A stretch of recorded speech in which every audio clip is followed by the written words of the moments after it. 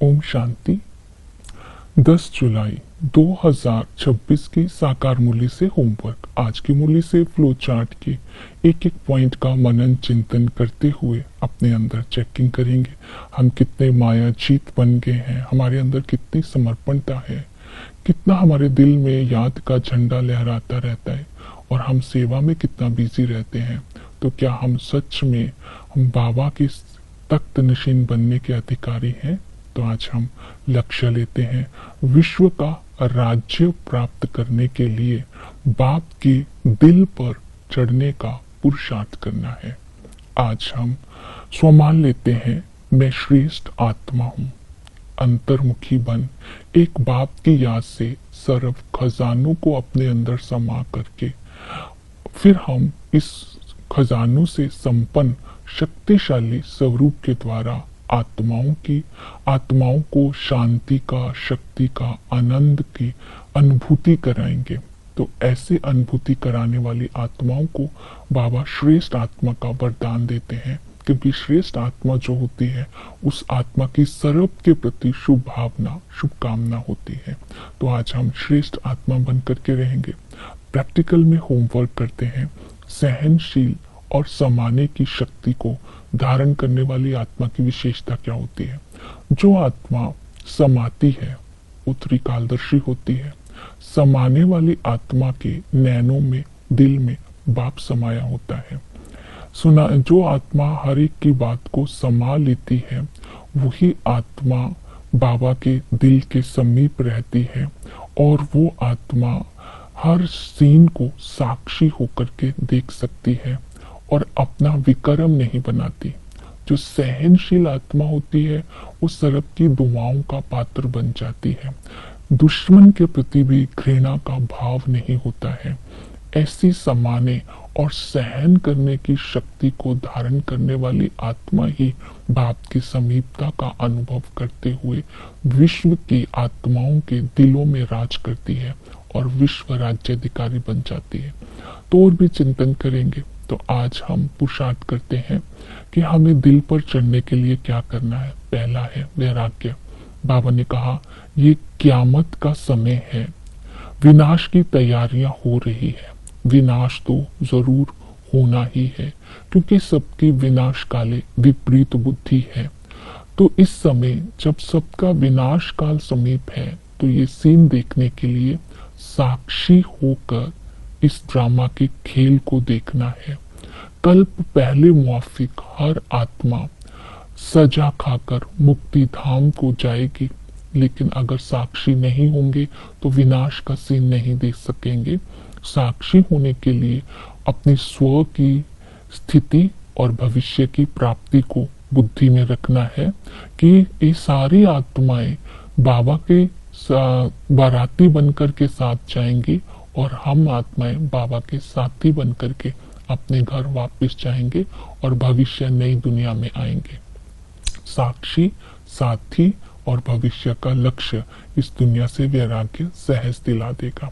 फिर है निर्विकारी। तो बाबा ने कहा काम महाशत्रु है, इस काम पर जीत प्राप्त करनी है।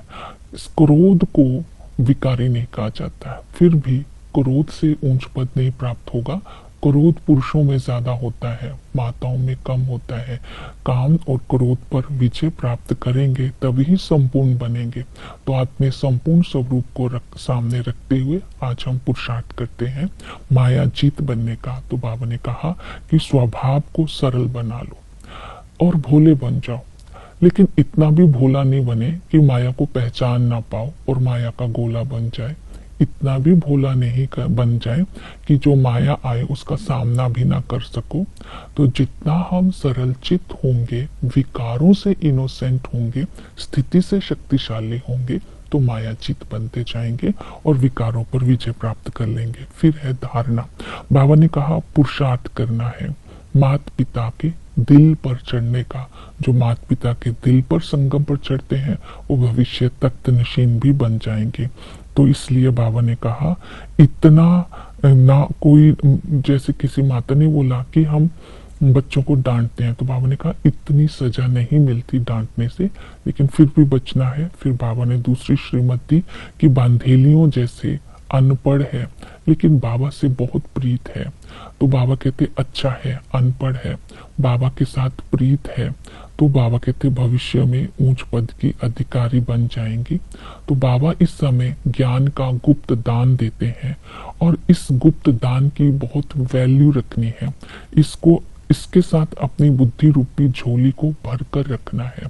तो बुद्धि रूपी झोली भरी होगी, बाबा की याद होगी, तो ऊंच पद प्राप्त कर सकेंगे। ये धारणाएं के साथ साथ समर्पणता को बुद्धि में रखना है। सुदामा मिसल बाबा ने कहा अपना सब कुछ सफल करना है। बाबा के पास चावल मुट्ठी देकर माताएं बोलती हैं कि ये हमारा सफल कर लो। बाबा कहते 6-8 आने भी भेज देते हैं। इसको बोलते हैं सुदामा मिसल चावल मुट्ठी सफल करना। तो भविष्य में ऊंच पद के अधिकारी बन जाते हैं, क्योंकि ये रुद्र ज्ञान यज्ञ है। ये यज्ञ बढ़ता ही जाएगा, जैसे कहते हैं फुरी फुरी से तालाब भर जाता है। तो बाबा एक गरीब आत्मा का भी भाग्य बनाते हैं। एक की पाई पाई से ये यज्ञ चलता है। फिर है याद, एक बाप को याद करना है। याद करने की विधि बताई, यथार्थ पहचान, हम आत्मा है, आत्मा को स्वधर्म शांति है, आत्मा शरीर द्वारा पाठ बजाती है, आत्मा के संस्कार के अनुसार ही उसका पुनर्जन्म होता है, आत्मा ही तमो प्रधान सतो प्रधान बनती है, आत्मा के अंदर ही 84 जन्मों का पाठ है। परमात्मा जो है उनका स्वधर्म भी शांति है, वो निराकार है, वो पुनर्जन्म में नहीं आते हैं और इसके साथ ऊंचते ऊंच है, ब्रह्मा के द्वारा रचना करते हैं और हमें निर्विकारी बनाते हैं। तो निराकार की हम संतान है। तो आदि सनातन देवी देवता धर्म की स्थापना भी हमारे साथ हम बाबा के साथ मिलकर करते हैं। संबंधों का रस बाबा से लेंगे। संगम युग पर बाबा हमें विश्व का मालिक बने का वर्षा देते हैं, विश्व का राज्य भाग्य देंगे। यह लड़ाई या खर्चे से नहीं मिलता है। जैसे ही हम बाबा से बनते हैं तो ये अधिकारी बन जाते हैं। टीचर ज्ञान का सागर है, इस ज्ञान को सुन करके हम स्वर्ग में आने लायक बन जाते हैं। ज्ञान रत्नों से अपनी झोली को भरपूर रखना है, ड्रामा के राज को बुद्धि में रखना है और आदि मध्य रचना के अंत का भी अंदर चिंतन करते रहना है। सतगुरु आकर के हमें पति से पावन बनाते हैं, सेकंड में मुक्ति जीवन मुक्ति देते हैं, भीलनी गणिकाओं वैश्यों का भी उद्धार करते हैं, क्योंकि बाबा गरीब निवाज भी है। और चक्र को बुद्धि में रखना है। स्टार्टिंग में सूर्यवंशी से फिर चंद्रवंशी बनते हैं। सुख ही सुख होता है, पुण्य आत्मा होते हैं, पूज्य होता है, किसी प्रकार का विकार नहीं होता, एक धर्म होता है। फिर धीरे धीरे देवता धर्म की आत्मा ही कन्वर्ट हो जाती है, पतित बन जाती है।